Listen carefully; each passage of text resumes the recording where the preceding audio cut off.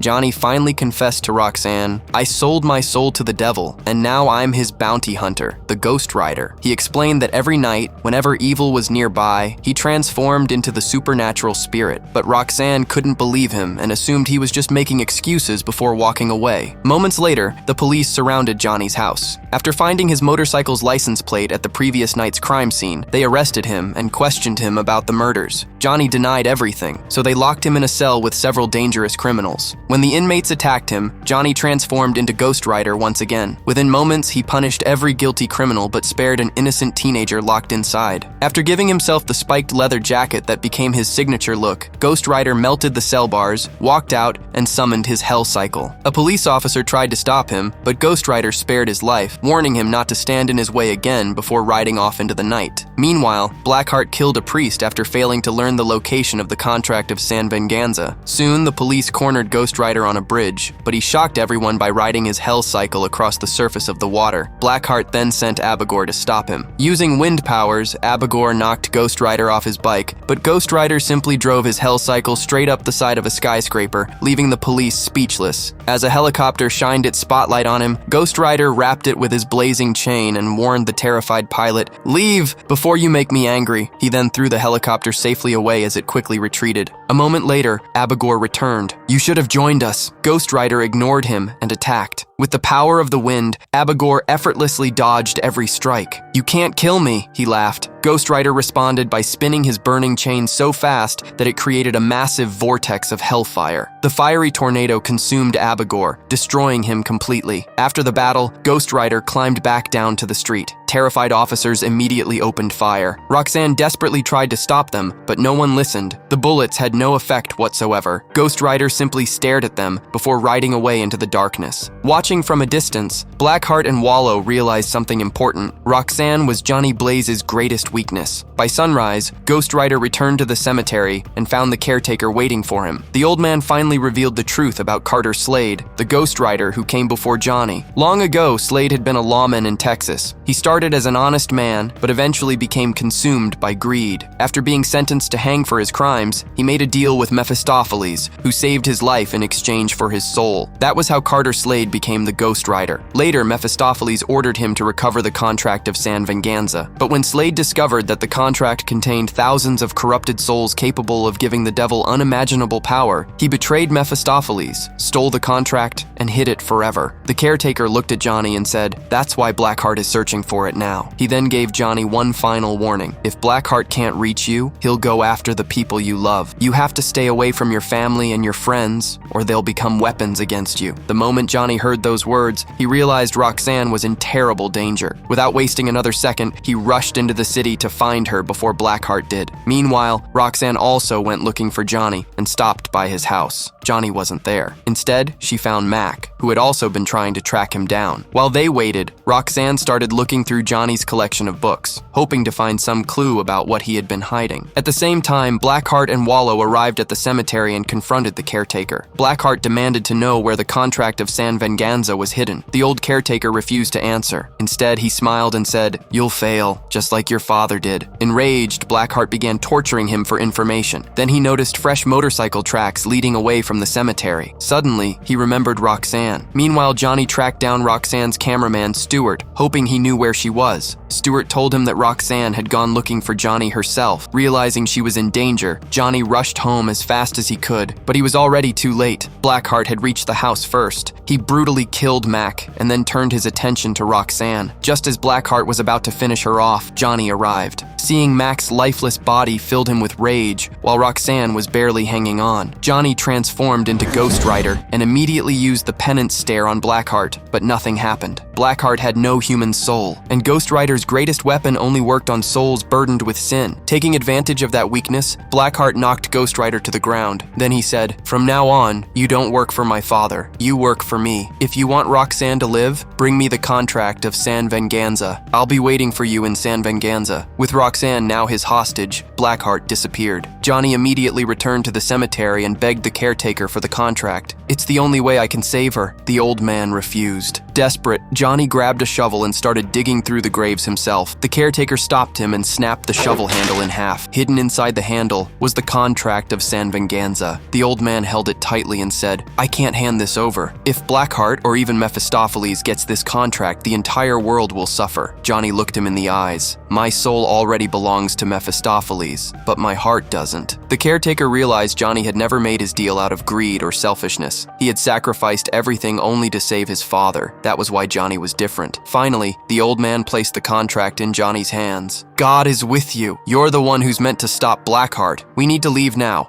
San Vanza is only 500 miles away. The caretaker whistled, and a magnificent horse came racing toward him. As he mounted it, his body erupted into hellfire, transforming him into the original Ghost Rider. Only then did Johnny realize the truth. The cemetery caretaker was Carter Slade himself. He had faked his own death all those years ago. The two Ghost Riders rode side by side across the desert towards San Vanza. After traveling for some time, they finally reached the edge of the cursed town. Carter stopped his horse and handed Johnny an old shotgun. "My journey ends here. My power is gone now. I only had enough strength to become the Ghost Rider one last time, and I saved it for this moment." He lowered his head. "I've made more mistakes than I can count. I just hope God can forgive me." With those final words, Carter Slade vanished into the desert, leaving Johnny to face the final battle alone. As Johnny rode toward San Vanza, Blackheart sensed he was getting close. Knowing sunrise was only moments away, and that Ghost Rider's powers faded during the day, Blackheart sent Wallow to stop him before he could reach the town. When Johnny arrived near a stretch of water just outside San Vanza, Wallow suddenly emerged and launched a vicious attack, determined to weaken Ghost Rider before the sun came up. Johnny transformed back into Ghost Rider and quickly overpowered Wallow, destroying him once and for all. He then rode into the abandoned town of San Vanza, where Blackheart was waiting with Roxanne. Ghost Rider held up the contract of San Vanza and shouted, "You'll get the contract, but first, let Roxanne go." Blackheart threw Roxanne aside and released her. As Johnny stepped forward to hand over the contract, he suddenly attacked instead, transforming into Ghost Rider and engulfing Blackheart in hellfire. But just then, the sun began to rise. With daylight spreading across the sky, Ghost Rider's powers started fading. Blackheart took advantage of the moment and blasted him across the ruins. He grabbed the contract, opened it, and declared, "I now claim the contract of San Vanza." Instantly, hundreds of cursed souls trapped inside the contract rushed into Blackheart's body, making him more powerful than ever before. Roxanne ran to Johnny and begged him, "We have to get out of here!" But Johnny noticed something. A nearby building was still covered in darkness. He realized that as long as he remained in the shadows, the spirit of vengeance would regain its strength. Looking at Roxanne, he said, "I have to lure him into the darkness. I'm the only one who can stop the evil coming from hell." Johnny fired his shotgun at Blackheart, provoking him into giving chase. Exactly as he had hoped, Blackheart followed him toward the dark building, but Johnny still wasn't completely inside the shadows. Blackheart caught him first and began beating him mercilessly. Just when Johnny was about to be overwhelmed, Roxanne distracted Blackheart long enough for Johnny to recover. Ghost Rider unleashed another blast of hellfire, seemingly destroying Blackheart, but moments later Blackheart reformed. The cursed souls inside him kept bringing him back. Then Johnny realized the truth. Blackheart's own soul was gone, but he now carried hundreds of damned souls within him. That meant the penance stare could finally work. Ghost Rider locked eyes with Blackheart. In an instant, every ounce of pain, suffering, and evil those trapped souls had ever caused came crashing back onto him all at once. The agony was unbearable. Blackheart screamed as the combined weight of countless sins consumed him from the inside out. Moments later, he was destroyed forever. As the battle ended, Roxanne slowly walked toward Johnny. Johnny stepped back and said, "I'm a monster." But Roxanne smiled. "I'm not afraid of you. You're still my Johnny." Just then, Mephistopheles appeared. "You've done your job well. It's time for me to take back the Ghost Rider. You can finally have your soul back and live happily with the woman you love. I'll simply find someone else willing to sell their soul." Johnny looked him straight in the eyes. "No, I'm keeping this curse. I'll use it to make sure no one like you ever hurts innocent people again. Whenever evil rises, I'll be there to stop it." Furious, Mephistopheles warned him, "You'll regret this." Then he disappeared into the darkness. With Blackheart gone, his body finally crumbled into dust, and the nightmare came to an end. Later, Johnny and Roxanne returned to the same tree where they used to meet as teenagers. Roxanne smiled and said, "You've been given a second chance, so use it to help people." Johnny nodded. Then he climbed onto his motorcycle, rode off into the night as the Ghost Rider, and embraced the destiny he had chosen for himself. And that's where this incredible story comes to an end.